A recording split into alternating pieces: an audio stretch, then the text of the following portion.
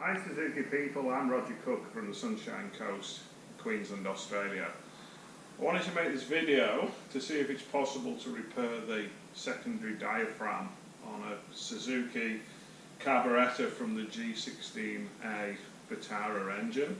I've got several Suzuki Vitaras, and the purpose of the secondary diaphragm is to give you a little bit of extra power when you're accelerating. Like a lot of these vacuum devices, they start to lose their vacuum over a period of time and no longer work. You used to be able to buy these brand new from some of the parts merchants up to a couple of years ago, but it seems like they're no longer available. So I wanted to see if I can actually try and take this one off and repair it, and see if we can bring it back to life. So let's see.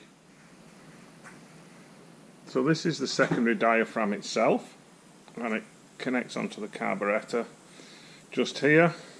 A couple of screws at the back there. First of all, what I'm going to do is show you how you would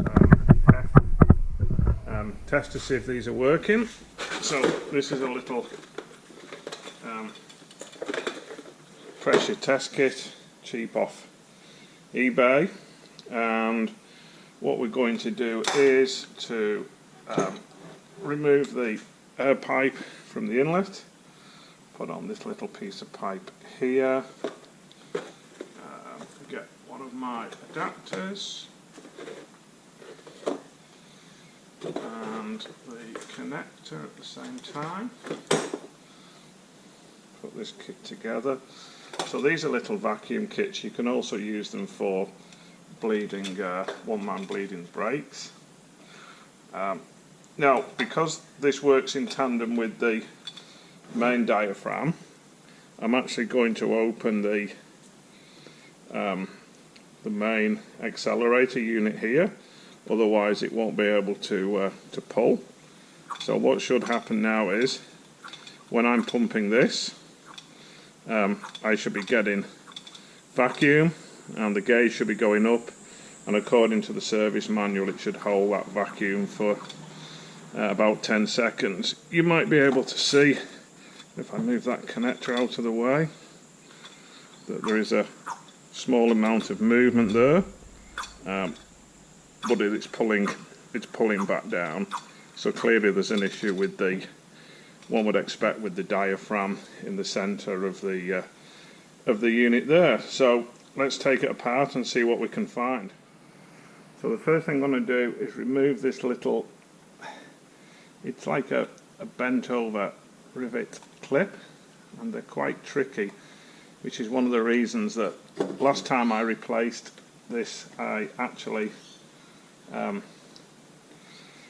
sort of took the carburettor off the car, or at least took it off its base and rotated it, because this is up behind the firewall when it's on the actual car, and it's quite tricky to get off.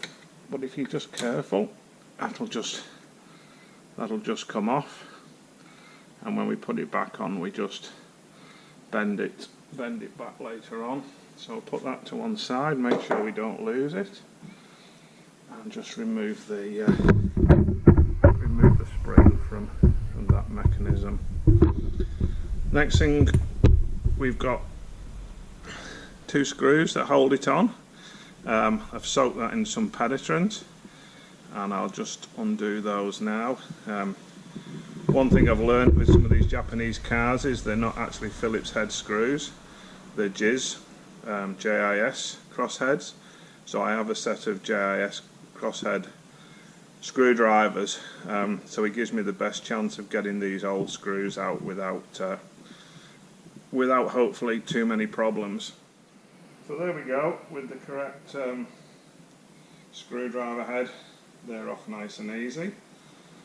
There's our secondary diaphragm unit. Now, looking around, it seems as though what we've got to do now is very carefully open this seam here and see what we can do.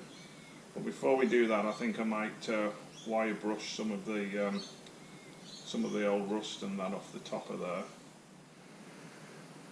Now I've just given that a wire brush just to get rid of the worst of the dirt. The way that it was recommended for some of the other sites I looked at was that you actually make a piece of wood now for that to sit in and to support that while you're working on this rim. But with this having this bracket, it's really quite difficult to do that. So I'm just going to try putting it in the vise for now and seeing how difficult it is to start to get this case to open. Well, basically what we've got to do now is to start to go around this case very gently, very slowly, and see if we can open it back up. Okay, so it's really quite difficult to get it going. Tried a few different tools. These ones for opening up mobile phone cases, different size screwdrivers, but we've just started to get the lip to move now, so I believe patience is the name of the game, and we need to just walk around it very slowly, time and time again, trying to do it very slowly so that we don't split the casing. So I've managed to work my way around gently as best as I can, trying to make sure I'm bending this lip up and not opening the whole thing out too much. Trying to make sure we get it to seal. So you see that's actually moving now. So I'm going to keep on working my way around very slowly and see if we can get it wide enough to pop the centre out. Okay, well it definitely takes quite a bit of time and patience, but I think we're just about there.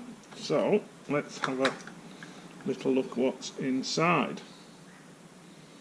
Okay, so we've got the cap, we've got spring, and we've got what we imagine is the diaphragm itself. There we go. So we're looking for some holes and tears in this, so I think there's probably we've got a bit of a hole or a tear in there. I think I'll clean that up and see what we can find. So I've cleaned this all up now with initially some carby cleaner and then some alcohol, and the issue seems to be just that split there. I think you can see that. It just seems to be split in one place. I had bought some different size neoprene flat discs with the plan of replacing the whole disc, but obviously, as you can see, the actual disc is kind of a mushroom shape, so I think the flat ones I bought won't work. So I'm gonna, I think, have to try and repair this one. I think what I'm going to do is I'm going to try and get some super glue into the hole, leave that for about an hour to set, and then maybe try something like plastic coat or some rubberized membrane over the top to strengthen it. Let's see. So I've applied some super glue to the crack, but I must admit, because of the way the old rubber seems to be folded, when I hold it up to daylight I can still see a tiny bit of daylight through the slit that was there. So what my plan is, again, looking at Google, I've got some of this plastic dip spray. This seems to be the way to go, and the idea is that you put it on it's got to be very light, because otherwise you make it too stiff and change the characteristics of the diaphragm overall. So what I'm going to do is I'm going to put a little bit on the inside and a little bit on the outside, just around the actual split. Let that dry, and then put a complete coating on the outside right the way around, So I believe the key is to coat the outside, so when you get the vacuum, it's pulling the coating onto the surface rather than trying to suck it off. So I'm going to have a go at that and see if the plastic coat will actually fill the crack better. So, quick update. Last night I gave the rubber a coat on the outside with the plastic dip. So the way I did it was I sprayed some of that into a cup and then applied it with a fine brush rather than trying to spray straight out of the can. I also put a small bit in where the original split was on the other side. It's still quite flexible, so I'm going to risk putting one more coat on, I think. The plastic dip instructions says 3 to 4 coats, but reading around on the internet it says that that for something like this that possibly make it a bit too stiff, but it looks okay. I've not used plastic dip before, but I'm going to give it one more coat and see how it looks then. So there we go, I've just given it one more coat, thin coat with a brush on the outside. I haven't put any on the flat area because that's where it sits in the unit to make the seal, so I don't think it'll need anything on there. So I'm going to let that dry now for 3 or 4 hours and yeah, start putting it back together. So there we go, that's now got 2 coats of plastic coat on the outside and just a touch up on the inside where the original crack was. It's stiffer, but it still seems quite flexible. So I'm going to have a go at reassembling it. Just going to make sure we've got our orientation correct. So that's the bracket that goes against the carburettor itself. That pulls at 90 degrees, so I'm going to put that in that way. I had thought about putting a little bit of sealant on the rubber before I close it up, but we'll see how we go. Reassembling it, don't forget the spring, otherwise you're going to close it all up and struggle. And so yeah, so remember the orientation for the vacuum pipe that came off was towards the carburettor, so that's going to go on that way. Just check, does that? Okay, so the spring actually locates inside there, so I think I'm going to put it on this way to make sure that the spring's all nicely located, both inside the diaphragm itself in the white plastic and there. We'll see if we can get this back together. Okay, so that's gone in quite nicely. My rotation is that way, so I think I'm going to start by trying to just tap it down slightly to make sure everything's located in the centre. So I think slowly is going to be the way to go with this again, to avoid splitting.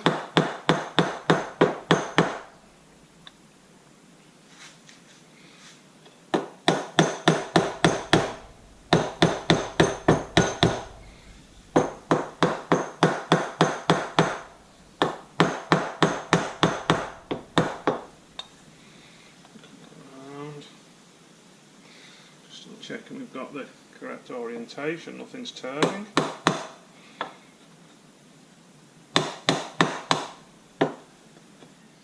So I tried to do it with the hammer, but it wasn't really going where I wanted to go.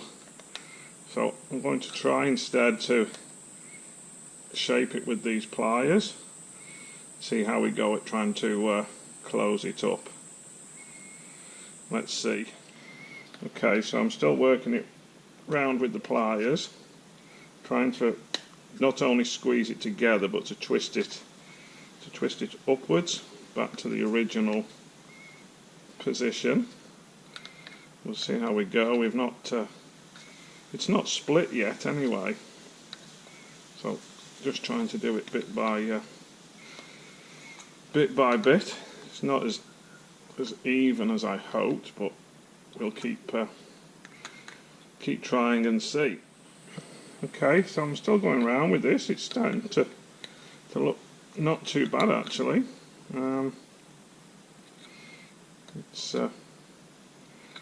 It's obviously not like it came out of the factory, but it's not split, so it's coming together quite well. Just a little bit, a few rough bits, so I'm just going to go around with this little tool, and just where it's just a little bit creased, is just pop it back down. As I say, the good news is it hasn't split the original metal at all, so I think we're in with a chance. So there we go. It's closed up. I'm really quite pleased with that. The outlet is in line near enough with the bracket, and it feels nice. It feels pretty good. So let's test it. My vacuum gauge again. Connect that on, and let's see if we've worked. So there we go. It's moving in. There we go. There's our pressure.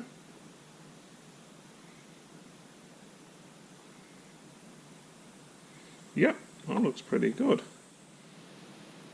So I just wanted to double check again. I just attached this rag to the end just to check everything's moving. So there we go. We press, it lifts up, we generate the vacuum, holds the vacuum, and then we contract. Again, lifts the vacuum, holds the vacuum,